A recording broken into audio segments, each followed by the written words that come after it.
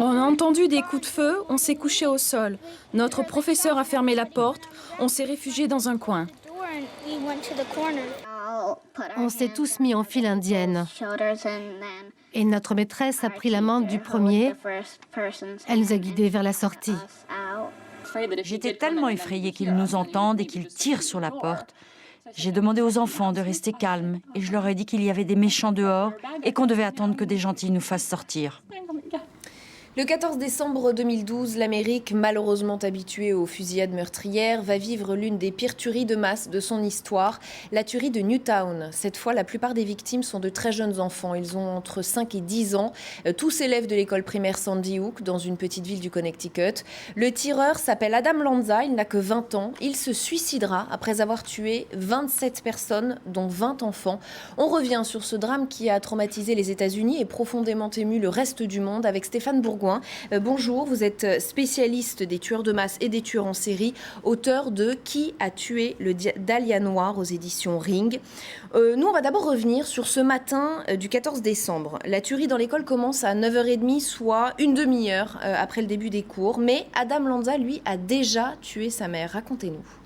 Oui, il a déjà tué sa mère, Nancy Lanza. Qui est une mère fanatique d'armes à feu, survivaliste, qui possède 4 fusils d'assaut, beaucoup d'armes de poing et des milliers de munitions. Et elle a retiré de l'école son fils, Adam, dont elle s'occupe en l'absence de figure paternelle. Il n'a plus aucun contact avec son père. Il est totalement enfermé dans la maison, il ne sort quasiment jamais, il n'a pas d'amis proches, totalement introverti. Il va même jusqu'à coller des sacs poubelles noirs sur ses vitres. Et il va jouer constamment à des jeux vidéo violents et aussi non violents, mais des jeux vidéo qu'on appelle FPS, First Person Shooter, des jeux de massacre comme Call of Duty ou Shooting School.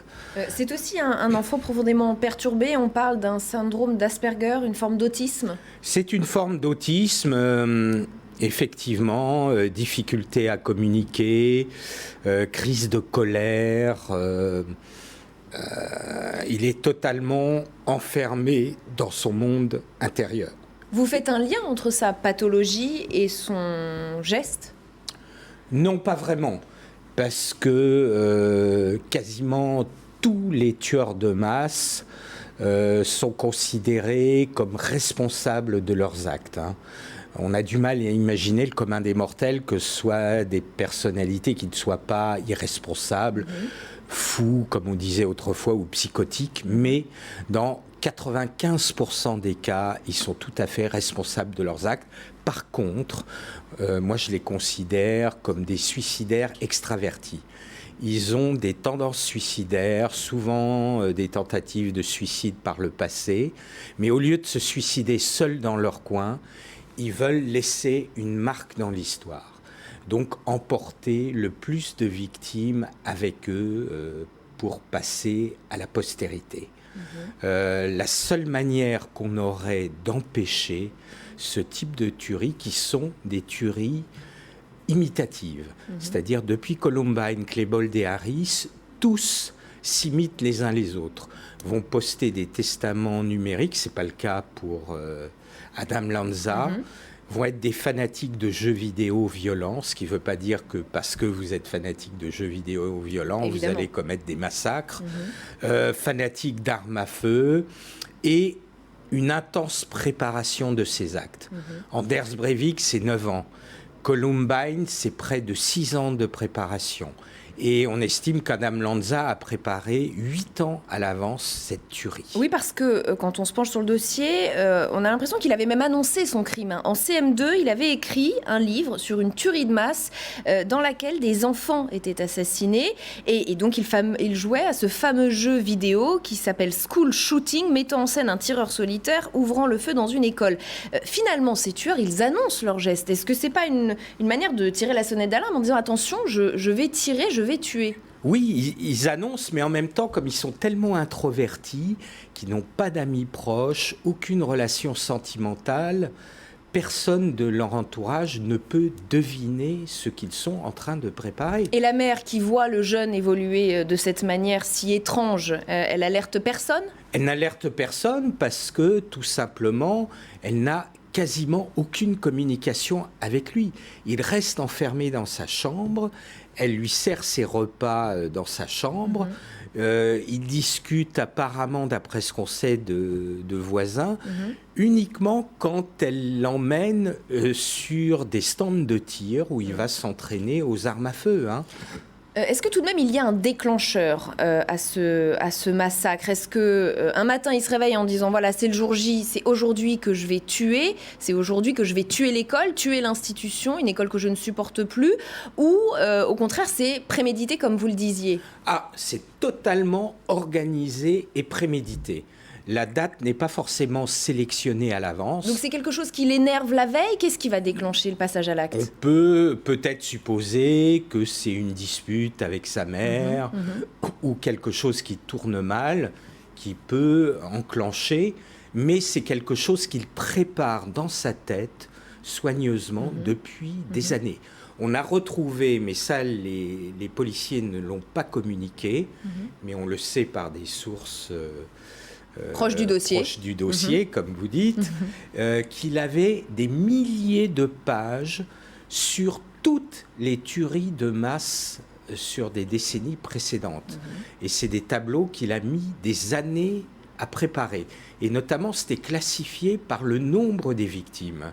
Et lui voulait surpasser la plus grande tuerie en milieu universitaire, pas scolaire, de celle de Virginia Tech, avec Cho Hung-sui.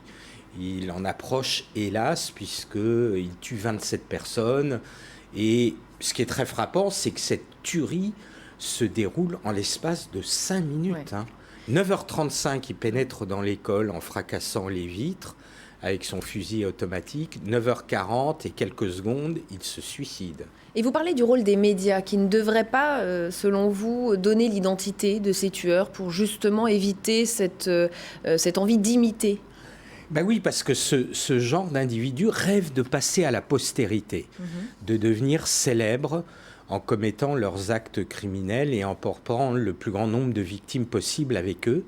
Et donc la meilleure façon de enrayer ce type de crime, ce serait de ne jamais donner l'identité des tueurs et de jamais publier leur testament ou blog numérique. C'est faisable ? Ça existe ? Le Canada et la Suisse le font maintenant.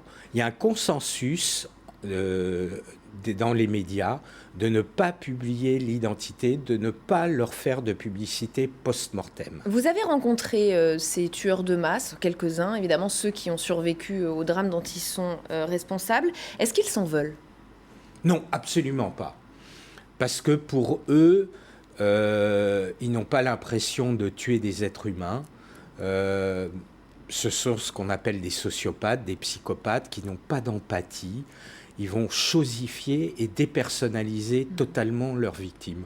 Contrairement aux tueurs en série qui vont quelquefois choisir des types spécifiques de victimes, là, peu importe la race, l'âge ou le sexe des victimes. C'est de tuer le plus grand nombre de personnes possible et imaginables. Et on peut dire que c'est un miracle qu'il n'y ait pas eu plus de victimes, parce que le rapport de balistique des agents fédéraux du FBI, qui n'a jamais été publié, indique que, en fait, Adam Lanza a tiré comme il utilisait un petit peu la manette de son jeu vidéo. Oui. Et que s'il avait gardé la main sur la gâchette, il aurait pu tuer des dizaines d'autres enfants. Et en fait, il a actionné petit à petit, quasiment un par un, alors qu'il aurait pu tuer en rafale.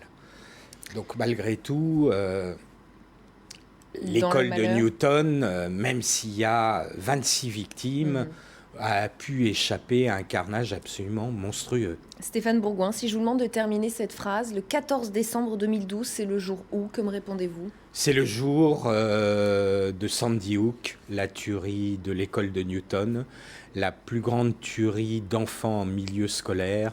Et hélas, encore une fois, les autorités américaines n'ont pas tiré de leçons de ce type de massacre qu'on va encore connaître à l'avenir. Merci beaucoup, Monsieur Bourgoin, d'avoir été mon invité dans Le Jour où l'information continue sur LCI.